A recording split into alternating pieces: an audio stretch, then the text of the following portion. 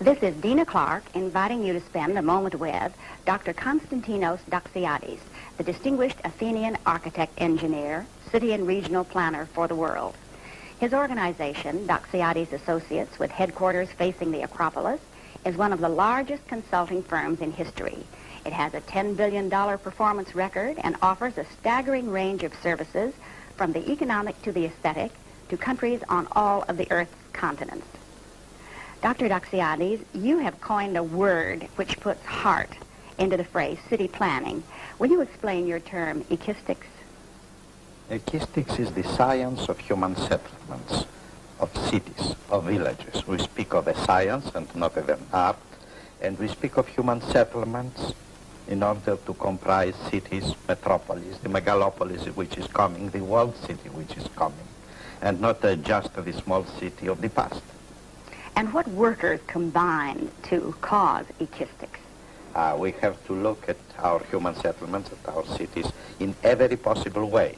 The way an economist would look at the problem, or a sociologist, a politician, an administrator, a technologist, an engineer, an architect, an artist, because we are interested in all aspects of these cities. And if we limit our point of view to one of these disciplines, then we make a very grave mistake. We say we had a very good plan, but these economists could never finance it. Well, if they could not finance it, then it was not a good plan. So we have to be able to conceive a beautiful plan which satisfies the economist, which satisfies the director, the mayor, the city leaders, the engineer, everybody who is concerned with the city. And especially the people.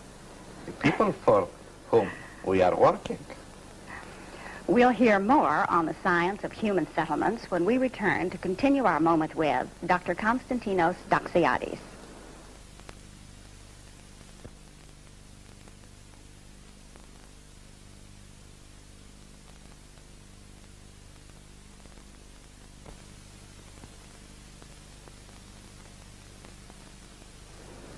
From his beautiful glass-walled office building, looking out over the blue waters of the Aegean Sea, Konstantinos Doxiadis, with 700 assistants, directs the design and redesign of entire regions in 33 countries. A listing of only a few of his important commissions would include the planning and development of the new capital for Pakistan, Islamabad, a city built from the ground up and created to serve a nation of 95 million people. Mass housing for both citizens and foreign technicians in Libya, urban renewal for India, Iraq, Jordan, and Lebanon, water conservation and irrigation projects in Somalia, the Sudan, and Ghana, complete with road networks, dams, and pumping and power stations. In South America, Doxiadis Associates have conducted a long-term expansion program for the greater Rio de Janeiro area and regional surveys for Chile, Venezuela, and Mexico.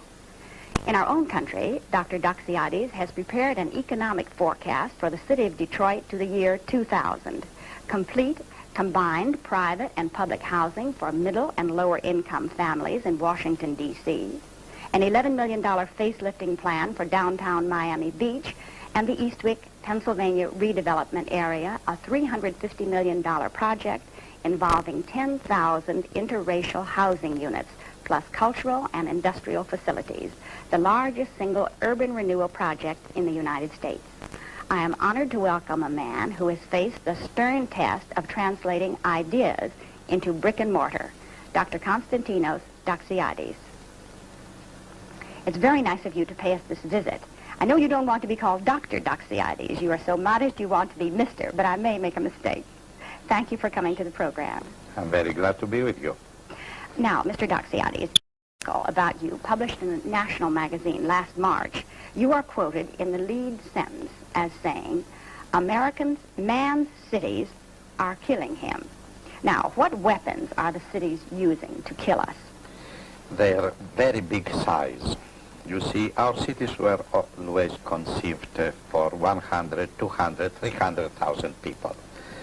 When they were started building cities in the United States or on other continents, they never thought that the cities would grow larger than a few hundreds of thousands of people. Nobody was prepared for the big growth of population in the 19th and the 20th century. And nobody until the end of the 19th century was prepared for the very big numbers of machines, automobiles, and other machines which have now to be included inside our cities. We have therefore to think about our cities in the following way. They were to grow as big as that, and now they are growing more and more and more. Their heart was so small to serve such a small body, and now the heart has to grow because it has to serve a very big body. But the structure of the heart, the streets, the squares, are not prepared to take such huge numbers of people and cars, and therefore the heart begins to break into pieces. People, machines, and all other forces break the heart of our cities in the same way in which we would be dying today, all of us, if we would grow into the many hundreds of pounds, because our body is prepared to take normally up to 200 pounds, let us say 250 pounds. But if we grow into many hundreds of pounds, we'll die. Our cities are dying. Well, now, what steps would you take to prevent this crisis, to prevent this death? Well, let us first think of what a good doctor would have said to a patient going to him with a heart disease. He would first tell him, don't grow fat, don't gain any more weight. I'll take care of your heart, and there are many ways in which now we can take care of our hearts, but we cannot allow ourselves to put additional weight on our heart by putting additional weight on our body. So first is a preventive measure.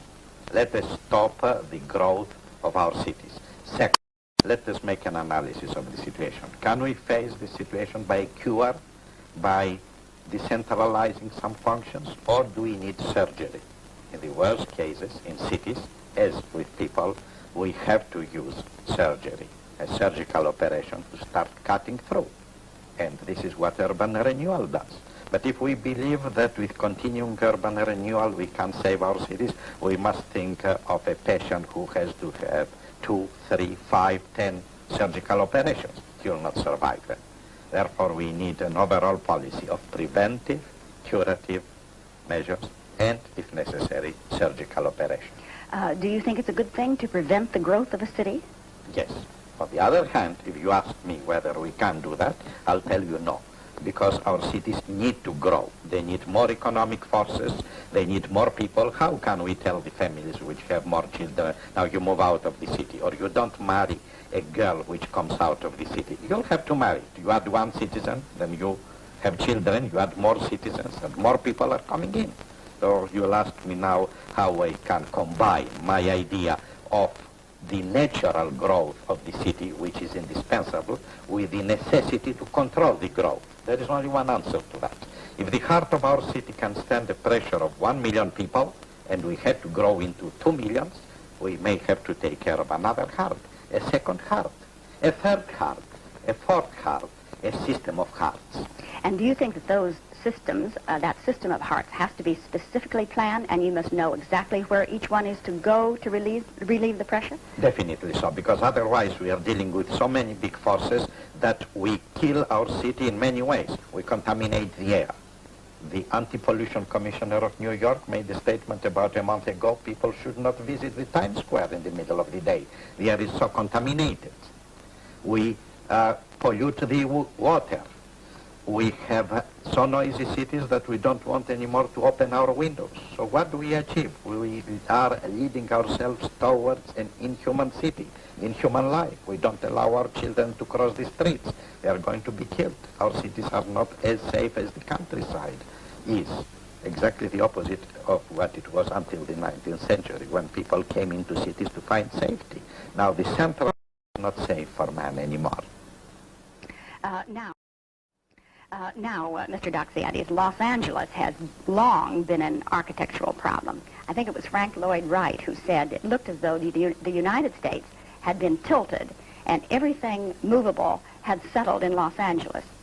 Do you think it is too late to make Los Angeles livable? No. It is not too late for any city of the world. For every city, it's a matter of time. For some cities, it took 2 generations to see this deterioration. In other cities, 3 or 4 generations. Now, we are not prepared to believe that if a disease has been developing over 100 years, we'll save the situation now in 1 day or 1 year. We have to think in terms of generations again. The greatest number of the cities I know can be saved within 1 generation's time. The reason is that within 1 generation's time, the average city is going to double its population and it's going to have 4 times the income that it has at present.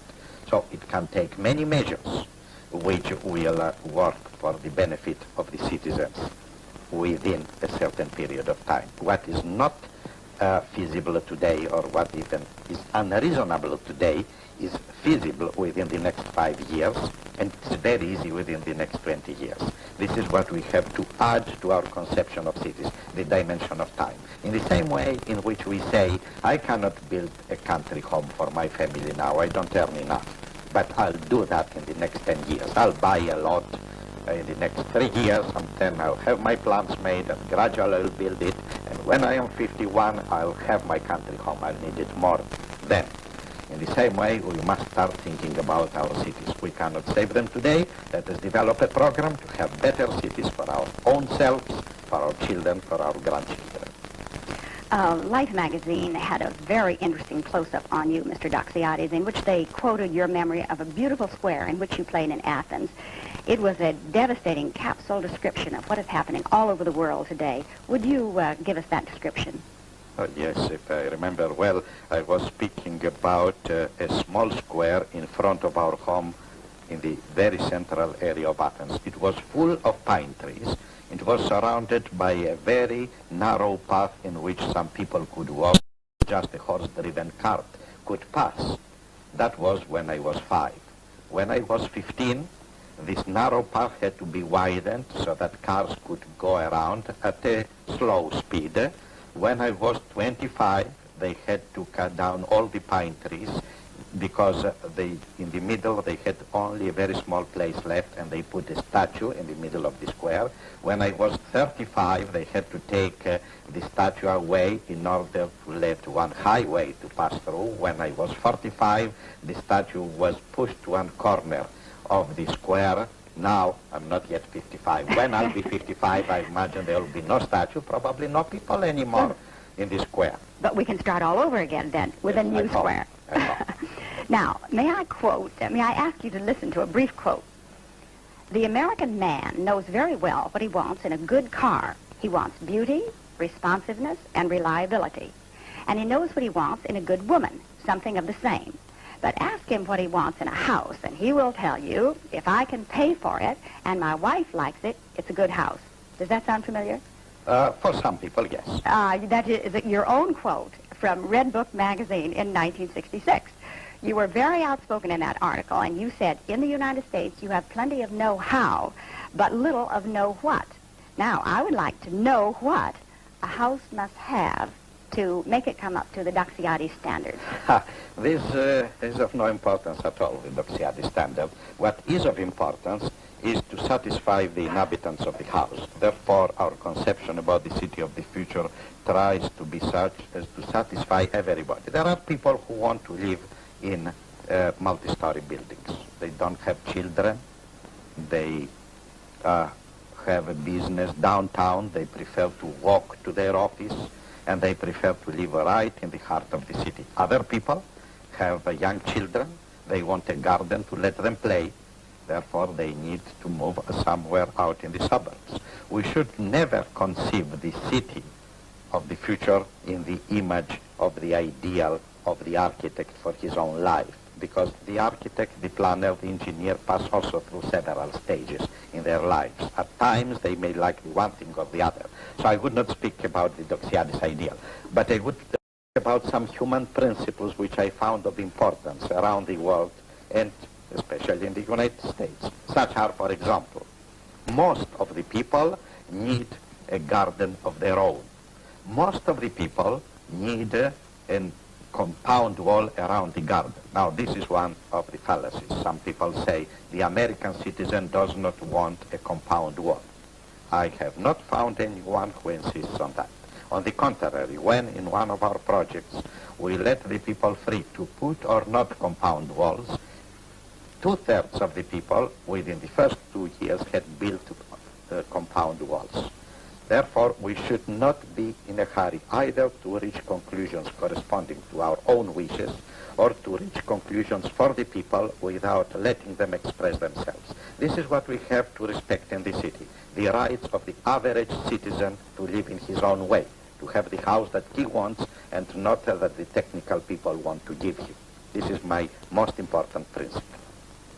Privacy, actually, is a principle that you implied. The compound wall means that you won't enjoy your garden if your neighbors are looking at you while you enjoy it. Yes, and if the dog of the neighbors runs just where you want to sit quiet and relax at the moment at which you don't want to see anybody or hear anybody. But again, I would insist on the point that this is not my principle. This is what I have learned by talking to people and by following carefully their ways of life. Now, going back not to the ancient past of Greece, but to a crucial part of your own personal past, would you tell us, does the name Hephaestus have any special personal significance for you? Yes, it has. During the war years, it was my name. It was the name by which I was known in the underground. I was then the head of an underground organization. And will you tell us about the exploit for which you were decorated by the British? Well, you know, for these decorations, they don't give details. I imagine it was for the services we have provided to the Allied headquarters in Cairo, where we had the British, American, French, and Greek headquarters of our armies. We're supplying them with information. We're providing information to those who had to carry out sabotage to blow up bridges. But especially, I think, this decoration was given when we managed to take the whole staff of the Italian army, the intelligence and counterintelligence staff, and put them on a small boat and pass them through the German lines and send them to Cyprus and then to Egypt, where they gave very precious information to the Allied armies, which we did not want to go to the Axis forces. When In other Italy words, you capitulated. kidnapped a whole battalion of undercover agents. Well, You don't, and you're so modest. I know you're not going to tell us that your own government decorated you for bravery. But anyway, there was a time in your life, right after the war, when as a cabinet member, you supervised the entire reconstruction of Greece, building some 3,000 new villages and 200,000 new homes. In addition, you were responsible for all American aid to Greece, plus you survived 21 post-war changes in the Greek government. Now, these tremendous burdens put a terrific strain on you. What was the result? 6 months in the hospital with ulcers. Oh, I didn't Stomach know. ulcers. You spent that long in the hospital. Yes. Then you went to Australia. Yes, for 2 years, because my brother, who is also my doctor, advised me that I needed a period of recovery away, as far as away from the present pressures. And as the pressures were in Greece, where I was so involved in public life and in the whole effort for reconstruction, I thought that Australia, where I was offered a job, was the more distant place, and a small village out of Brisbane offered to me exactly the place without pressures, where I recovered fully. And how did you make your living while you were in Australia? That was quite interesting. My 2 degrees in architecture from Greece and engineering, doctor in engineering from the University of Berlin, were not recognized by the Australian Institute of Architects, so I was not entitled to exercise my profession for which I was invited. I had only one way to go back from where my forefathers came, to farming, and to start raising tomatoes with the help of my wife. We rented a farm. We started raising small tomato plants in a hothouse, and then bringing them out and producing tomatoes, which I was 4 in the morning in the local market of Brisbane by using a truck. So we're very happy there.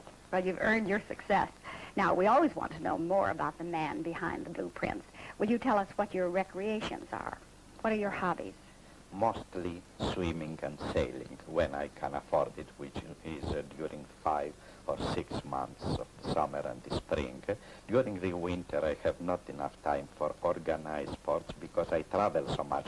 So I had to select the one which I like, which I can carry out very well, and that's walking. I go for long walks.